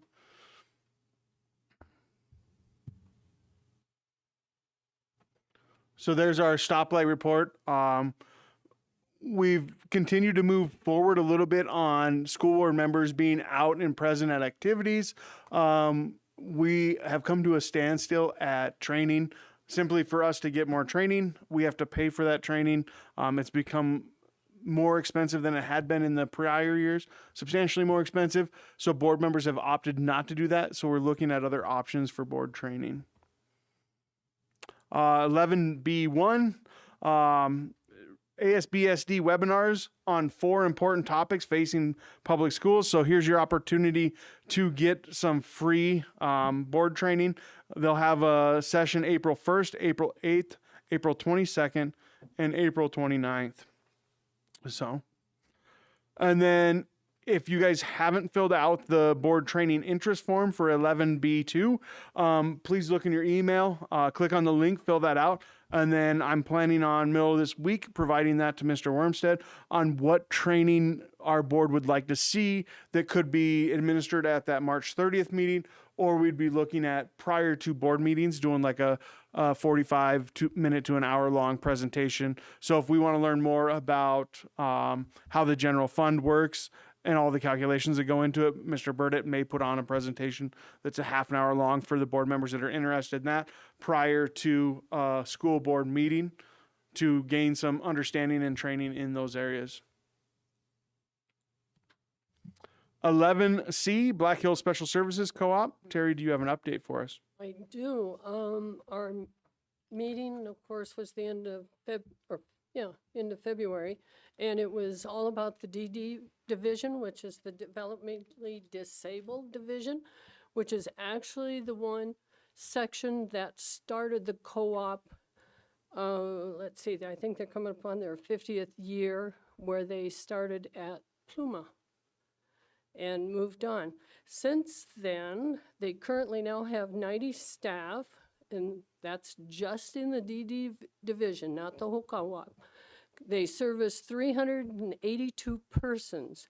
They have 20 residential locations, 2 group homes, and 2 adult daycare programs. Under the DD is also the family support, the special ed division, and their adult daycare and community engagement section, other support, which includes the shared living, which is the individuals that do still live at home. And this is given the family support on how to keep their individuals at home. And one of the things they started several years ago is they also they have continued to supply services to individuals over the age of 21. Before it was everyone under. And those that are over 21 is because they have been in the system so long, they are most comfortable in their current residence, which was owned by the co-op. They would have had to been removed because they turned 21, but they didn't want to leave when you're dealing with individuals with these disabilities. They're very comfortable where they are. So the co-op then also added the ability to take care of those that are over 21. And then the final thing they have is they do have their health services, in which they have 5 nurses on staff for the division. Pretty much it. Thank you. 11D, Superintendent. Legislative update, minimum 1% for funding. It's actually 1.4 unless they made a change today on the funding at the legislative floor. I did not get a chance with the busing stuff to check on any major changes. You'll see that where property tax bills are in action. The governor's bill did pass, which means the county can add a 0.5-cent sales tax, which will then be equalized over to owner occupied only unless they have enough money that covers all owner occupied and goes to zero. That's unlikely. So looking anywhere between 12 and 20% reduction on that one. The second one's a lot more complicated. It did not actually get a hearing or anything else, so it's been hog-housed and amended right on the floor. I am not sure how that fared today in discussions yet. That has multiple mechanisms, which would be a 4.2 to 4.5 sales tax. The sunset would come off, which technically raises about $110 million. They dedicate $55 million of that into property tax relief. The problem is they're going to probably move that into a targeted fund, which the concern is, which, I mean, it's good news, but at the same time, its concern is that's going to move over to education funding, but through a special targeted fund, and we're not sure how that's going to impact future rate increases. As the state law says, inflation or 3%, whichever is less. This year it's 2.4 or 2.8 inflation is the rate that they had bookmarked for this year. We're receiving 1.4, so we're still not meeting that the state statute for that. How does that affect that? There's been no floor debate, committee debate on how that is. Maybe a little floor debate, but no committee discussion on that. So that whole changing thing, it's a great effort at combining multiple ones together, I think. But the problem I see is we don't know how that mechanism is going to work, but we will find out next year because it's going to probably pass. We'll find out living it in the moment. So, but there will be a second phase for property tax reduction, which means people should receive, if your sales tax depends on the county. County does a sales tax plus this, you could see between 18 and 30%, depends on which county you look at, and that information might be a little higher, could be right in that area. So they are making a concerted effort for property tax relief at the very last minute. So I'm curious how the sausage is made and what the mechanisms are and how it's going to affect school districts moving forward. But there is some good news coming out of that. There's one bill coming through about violent students in school and doing alternative settings for this. That basically says if a student causes disruption in school substantial, we may have the right to move them to an online or a different facility. The thing is that does not preclude all the rules for disabilities, special education, 504 plans, and everything else. We will still have to follow all those rules and every step along the way for any students that meet in that category. So that's a very small category. And if you know special education law, as simple as this is, if a parent comes in and says, Johnny, I think he has a disability. I think he has attention deficit or whatever else. It triggers all the laws that are for special education. It puts us through that entire process with that the entire time. So I'm not sure what type of change that will actually make. I did talk to Dr. Graves about it. It says it makes a really good headline, like something we're doing something, but I'm not sure it's going to change the action and process that we have within our school systems much. But looking forward to see whether that one gets executed in the long run. There's many other ones. I do believe we'll see a push maybe last second here on a charter school bill. I had a good conversation with Senator Carley on this about the way the rules are written in this. It's 48 pages. So when you read through it, you have to understand, I told him, it says, you can't just make a subset of rules over here and expect these great results. I think you're going to save money. He says, if you want to do that, you just eliminate all those rules right over here for public education, and we could play by those rules. I said, how do you balance that decision when you're still going to be using public education funds and say, here's a new set of rules over here versus a new set of rules over here? It doesn't make much sense versus that. So I said, you have to really look at the details, what you want there. Charter schools can be sponsored by private entities or schools, targeted a specific mission. But how you serve those students and how students are selected is a very big deal because it's supposed to be totally random based on their charter mission. And that charter mission, within that, they'd have to report to the school certain things, but are they or aren't they underneath the school board? There's just a lot of information with that charter thing that I think they need to work out. Do I think a charter school system some might be coming? Yes, I think in the next couple of years we may see that. Maybe tomorrow at 4 o'clock. I have no idea taking place at that. But I think it's coming because there's only like 3 or 5 states left in the nation that do not have charter school systems. And charter schools are funded with public dollars, so it's very important that those details and reporting we have taken seriously, so everybody's at least held to that same standard. We see that with homeschooling, there's a lot of great things, people doing great stuff, but we also know that we have an issue, and this is where I get on my platform just a little bit, is we have families that are no schooling.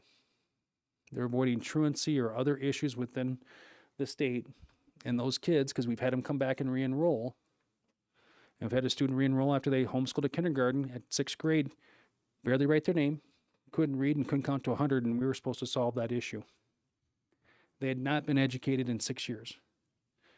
Now we have ones doing awesome. They're coming back, taking high school classes like chemistry, things like that. We see greatness with it. We also see the other spectrum, but there's zero accountability to the outcome. And that's our future, business owners, employees, across the board. So I'd like to see something more consistent, and we can't. We had to fight the idea of charter schools having no rules for the benefit of all of our communities, especially if we're going to send public tax dollars towards them. That's important. The 48 pages is a start, a big start. It's a lot of it.